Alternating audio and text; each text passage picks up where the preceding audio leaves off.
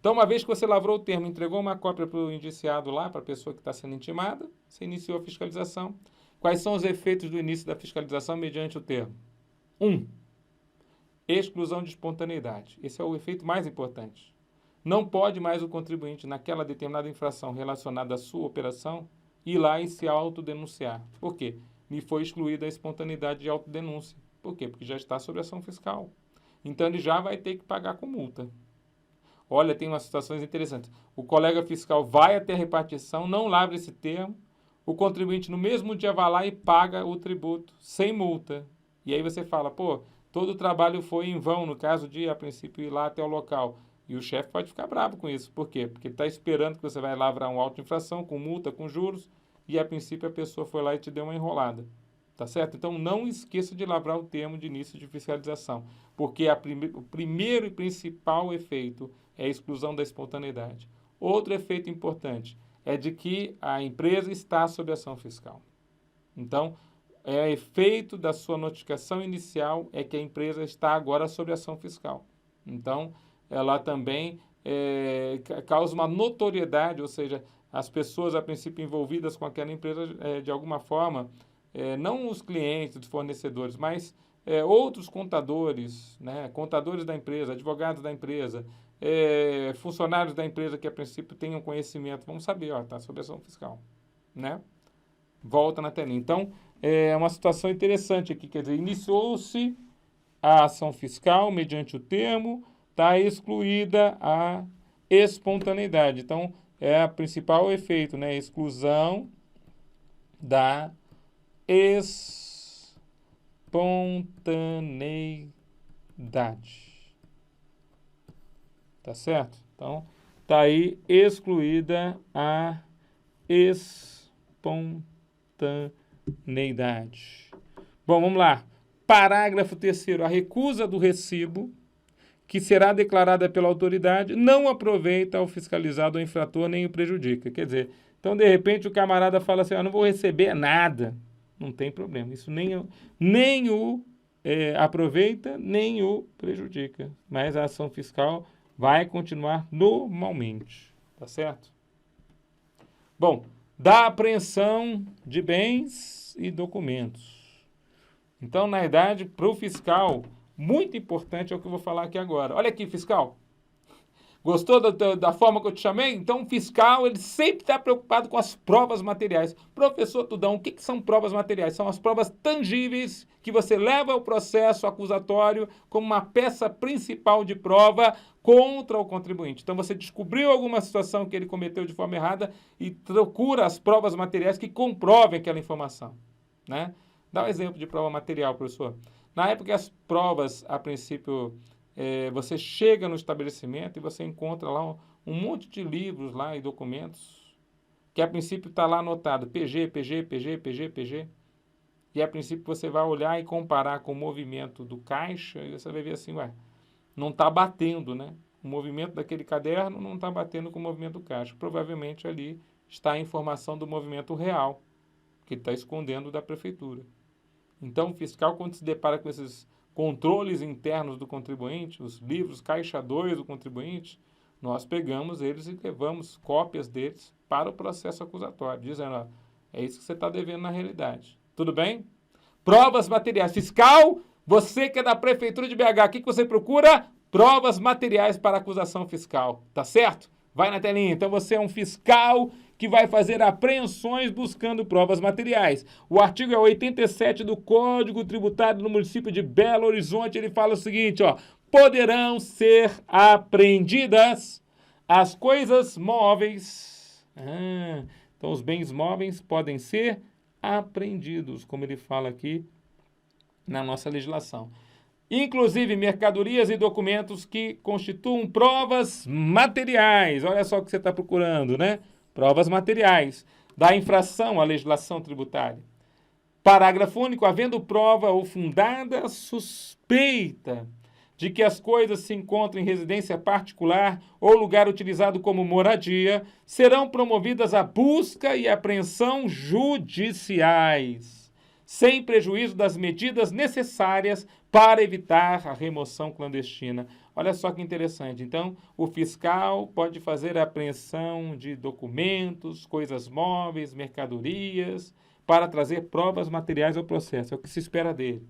Só que se essa prova material está lá na residência do camarada, a residência é asilo inviolável, de acordo com o artigo 5º da nossa Constituição Federal. Então, como asilo inviolável, como que nós vamos fazer, né?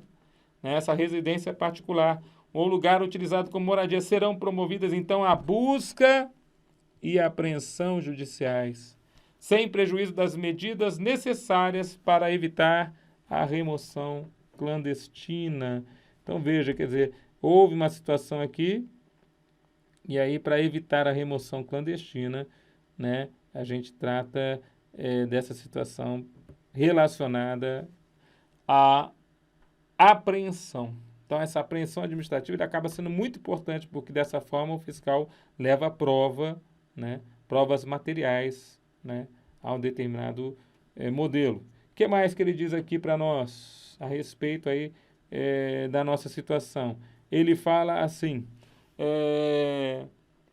da apreensão administrativa, lavar-se-á o auto, com os elementos do auto de infração, observando-se no que couber o disposto no artigo 101 deste Código. Então, ó, da apreensão administrativa, lavraremos auto, com os elementos do auto de infração. Então, você faz um auto de apreensão de livros e documentos, tá certo? Então, essa é a situação propriamente dito, né?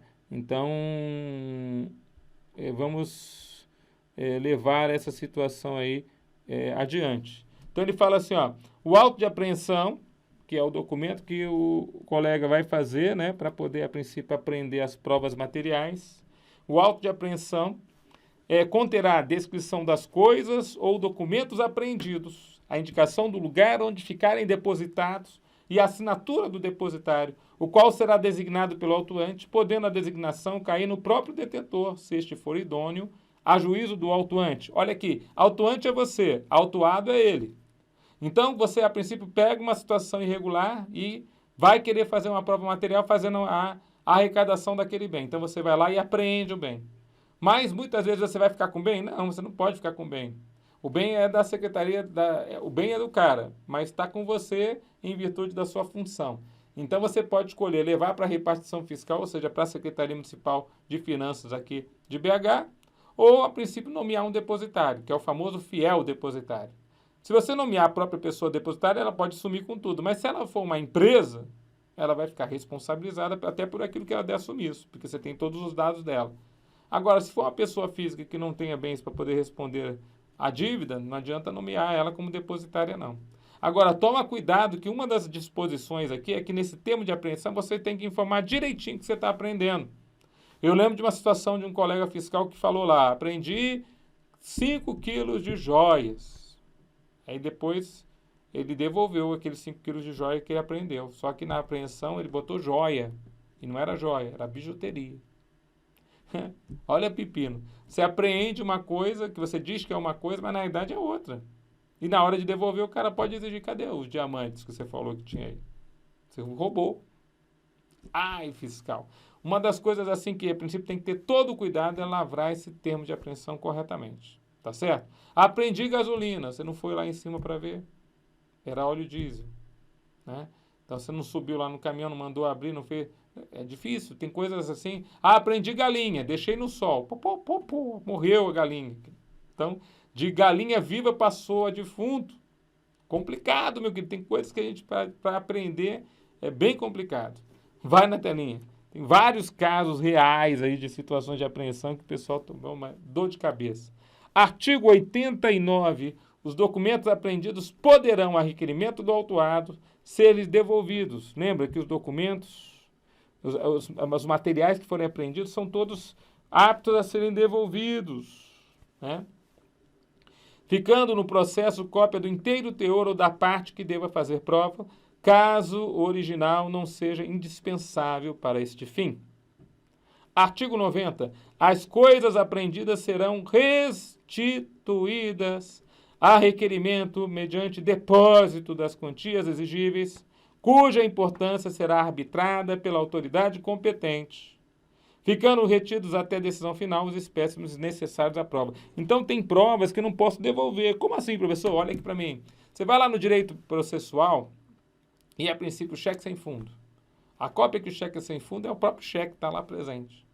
O camarada foi lá, né, o advogado de uma das partes foi lá e comeu o cheque. Literalmente, pegou o processo, fingiu que estava dando uma lidinha, viu que ninguém estava olhando, engoliu o cheque. Quando foram acusá-la da prova, a prova não tinha mais. Existia o famoso advogado comilão.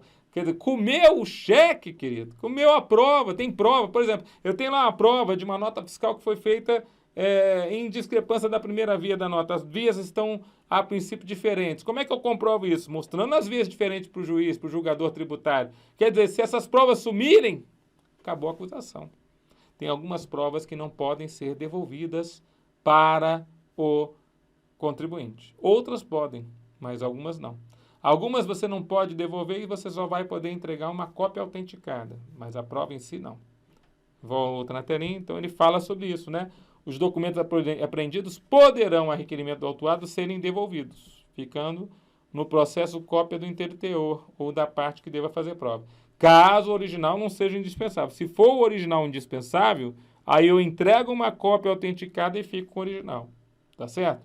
As coisas apreendidas serão restituídas a requerimento mediante depósito das quantias exigíveis, cuja importância será arbitrada pela autoridade competente. Então, se ele deposita em dinheiro quanto que vale aquele bem, o bem pode ser devolvido, ficando retidos até a decisão final os espécimes necessários para que haja prova. Artigo 91. Se o autuado não provar o preenchimento das exigências legais para a liberação dos bens apreendidos, então ele tem que, a princípio, preencher requisitos legais para poder ter liberado seus bens apreendidos. No prazo de 60 dias a contar da data da apreensão, serão os bens levados à asta pública. Então, se o autuado não fizer tudo certinho, os bens vão ser levados a leilão. Parágrafo 1º, quando a apreensão recair em bens de fácil deterioração, então tem bens de fácil deterioração, a asta pública poderá realizar-se a partir do próprio dia da apreensão. Apreendeu, já vai lá e faz a asta pública. Se não achar comprador, vai fazer a doação. Tá certo? Então, tem bens de rápida deterioração que não pode esperar, senão vai estragar.